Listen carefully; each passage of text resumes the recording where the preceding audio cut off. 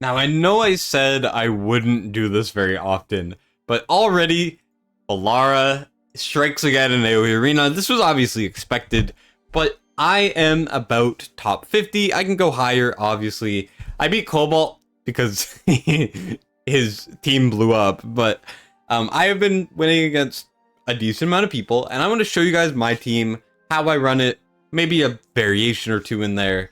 And I just really like Valara. Any excuse I can talk about and show Valara is an excuse I will take.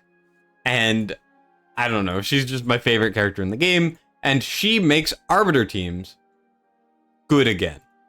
Now, if the game would stop buffering, you can see over here, Arbiter team with Valara, Arbiter team with Valara, Arbiter team with Valara, so and so forth, right? There's one guy who's using Watcher up here, but once again, Valara, let's just say she's very good.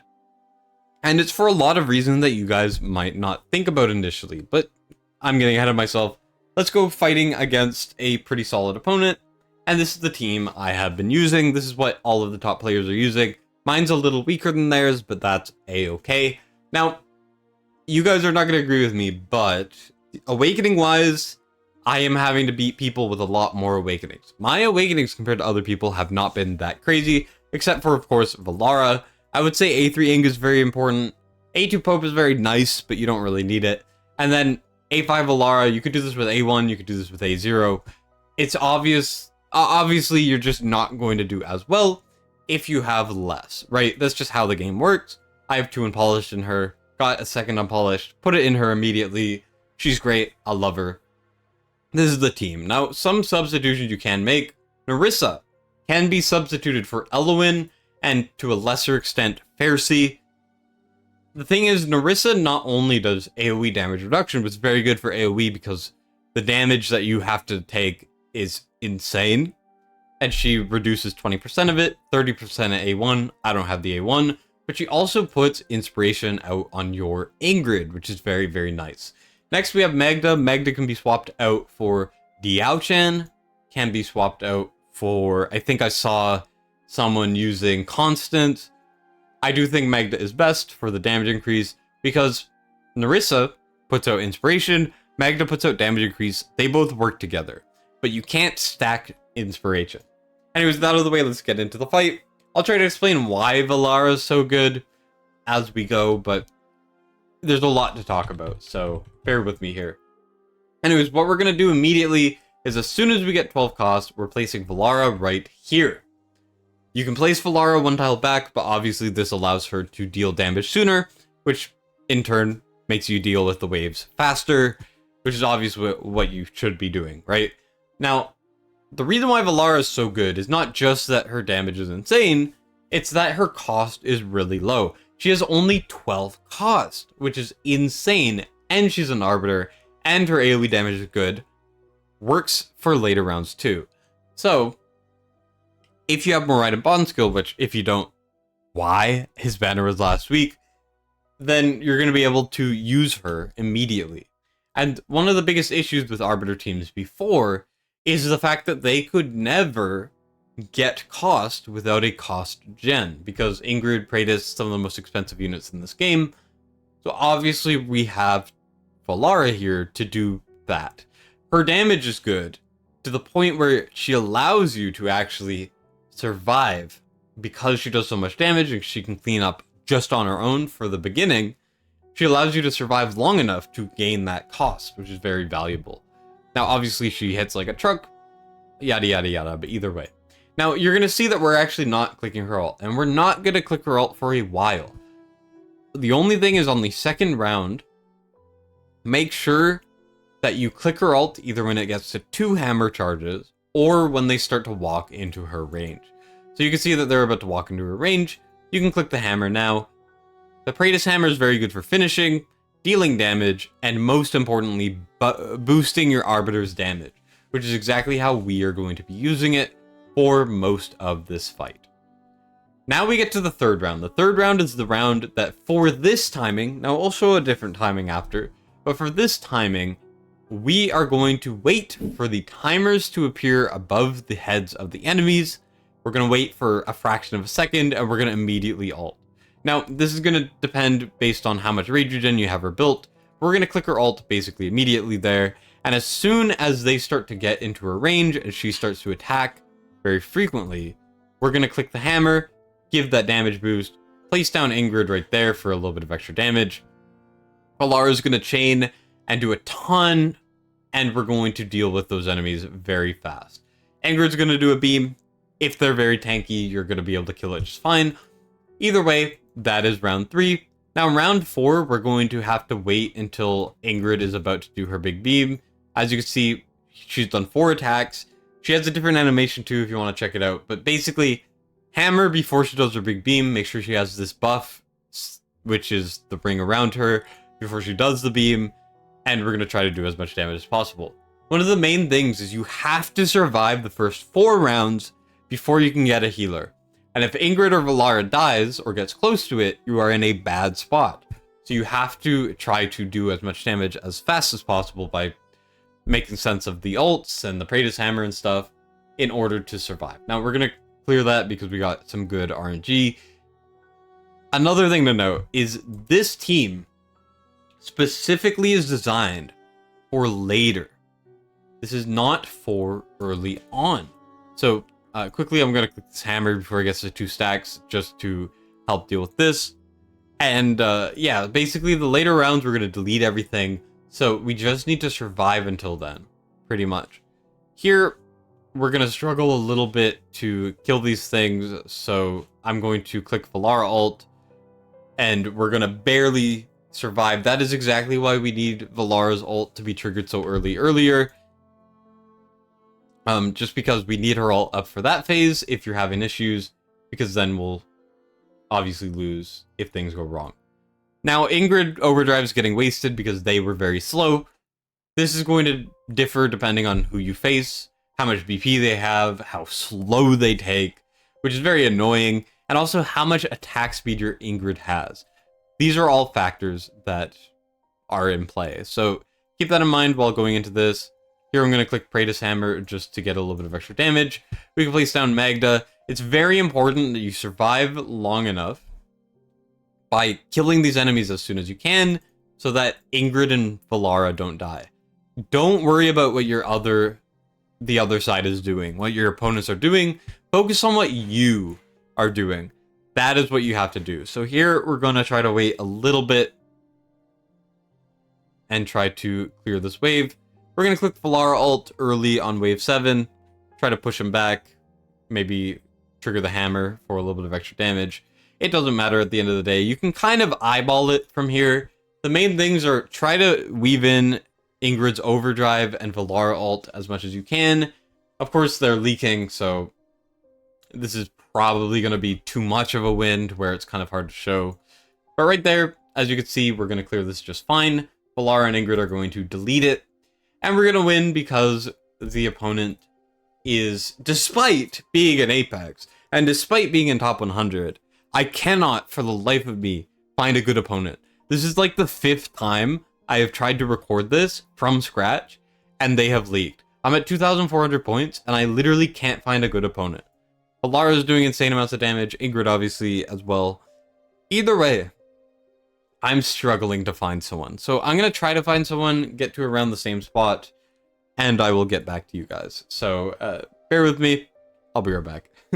I am now back to around the wave where they leaked, and we're going to basically just hope that I can actually show off the video. So we'll see what happens here.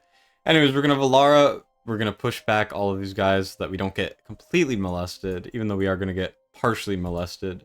But partially molested is better than fully molested. Then we're going to place down Praetor's once again. And we're going to just click the ult, or the Praetor's Hammer, sorry, not the ult. And then we're going to get the Ingrid overdrive. We're going to clear that. They're also going to clear that, but that's okay. And now we're on to round 8. Round 8 is very normal. Just keep in mind that you always have a Magda ult at hand, and if your Ingrid is clearing early on, you don't need to use the Magda ult. But when she stops, you're going to keep in mind that we still have Magda, right? Magda still exists, and she's pretty hype. So what we're going to do is we're going to click the Magda ult, we're going to push away, and it's going to give us some much needed time. Now we're going to try to Praetus ult at the end of every single round, or at least close to the end of every round, and see what we can do. I'm going to put Valara ult down, we're going to trigger that, we're going to then Praetus hammer for some extra damage. Hopefully we're able to survive here. As you can see, Magda does clear up anything that slides past, and we beat that round very, very simply. And now we are on to round 9. Round 9 is pretty much the same thing. Hopefully we get Valara towards the end of the round, which would be ideal. She comes back very, very, very fast, so that's good. Keep in mind, Praetus hammer whenever it's getting very sketch. Here, I can Praetus hammer now, even though we are in overdrive. And then click Praetus ult towards the end of the round, as long as you know that he will be active at the end for a little bit of extra damage. Here we can click Praetus. Praetus does a little bit of AoE, but mostly just single target damage. Obviously, Ingrid overdrive is insane, and Valara as soon as she's up. Now, Valara should already be up, but of course, we have a little bit of a disparity with our opponents. So we're going to click the ult, we're going to click the hammer, and we are going to lose, unfortunately. But that's generally how it goes. Okay, I win most of my fights. Certain people beat me based on either they have, you know, a better team, better awakenings, or just I make a mistake, or there's a lot of reasons. The main one is usually timings, because they're either too slow, they're too fast. It doesn't matter at the end of the day. This is the team that I've been using to get about top 50. Obviously, if your account's weaker, you're not going to go as high. But this is the team I've been using. So gear-wise, Praetus is in as much attack as you can. You want to put as much attack. The better the quads, the better. He scales based off of attack. So as much attack as possible. His build barely matters. Build him last. I have crit rate here on the top just because what it had, and it lets me put less crit rate on him, because it'll make up with the artifact. But Lara's build is very important. Now, I have her built a little bit for HP. I don't think it made any difference. I don't think you need it if you do the timings I showed. You want to focus for mostly attack, but also some rage regen. The most important thing is the timings I'm showing are with the ESO ring. The ESO ring gives extra rage. If you don't have this, feel free to ult a little bit earlier on round 3, which will allow you to be up for round 5.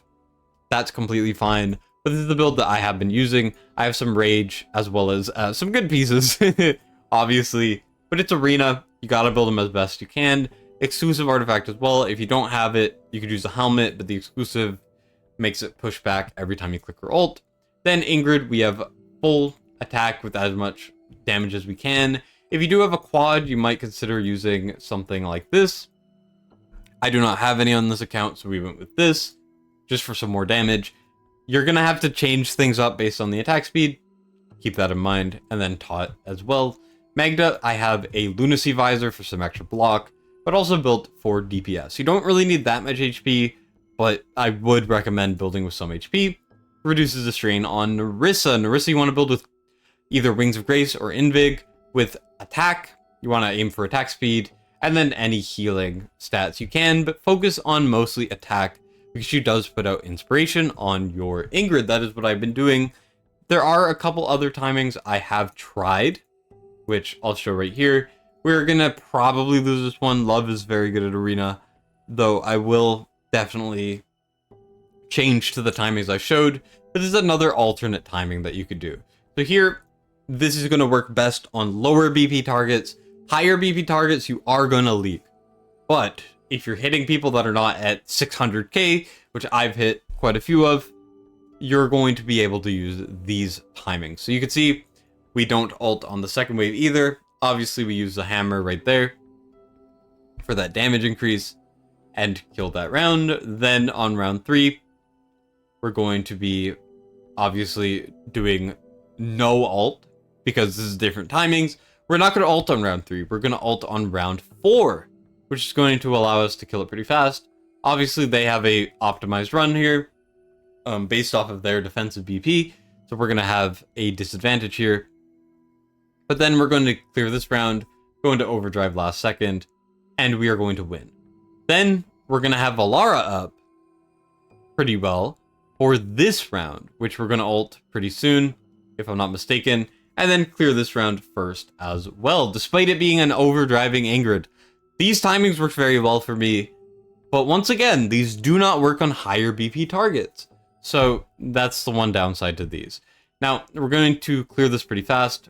Bam!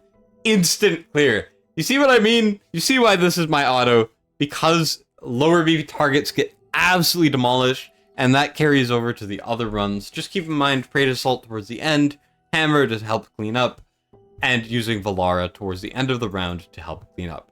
That's what I've been doing. It's been working very well, as you can see, top 40, and I could go even further.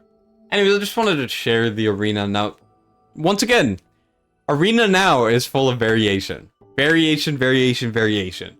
And it's very annoying, but you are going to lose based off of some really big BS, and you're also going to win off of BS. You're going to be against people that leak. I recorded this video 6 different times, and every time I would do 2 fights, and every time they leaked on like round 5. I fought Ron, one of the strongest accounts in the game. Beat him because he leaked. I fought Cobalt, one of the strongest accounts of the game. I beat him because he leaked. There's so much variation, there's so much BS when it comes to arena right now that it's just hard to deal with. Also, this is exactly what you want to build with HP. If you're doing the second version, that's why I have her built with HP, because she almost dies. So I'll let you guys see the auto just in case you're interested, and then I'll end off the video here. But yeah, I really do hope this helps. I do understand this is not the most accessible team. I'm not going for accessible, I'm going for good here. If you don't have these heroes, keep in mind that when you get them, you can run something like this. And if you don't have them, just play around with some alternatives. The thing is, Ingrid is irreplaceable, Valara is irreplaceable. You can run a no Pope version, but Pope obviously is quite a bit better. Here, they leaked a ton, and we're gonna win. That's just how it goes. I mean, it's so rare to find people that last, to be honest. And I have been winning a ton. I don't think I'm gonna push for number 1, but eventually I would like to in one of the arenas, which would be kind of cool, even though I don't have a lot of permits. And yeah, we've claimed a lot of victories, as you can see by the victory there. I went through a little bit of a loss streak. But yeah, that's arena. Hope you guys enjoyed. Like and subscribe if you would like. Thank you guys so much for watching. And I'll see you all in the next one. Destined signing out.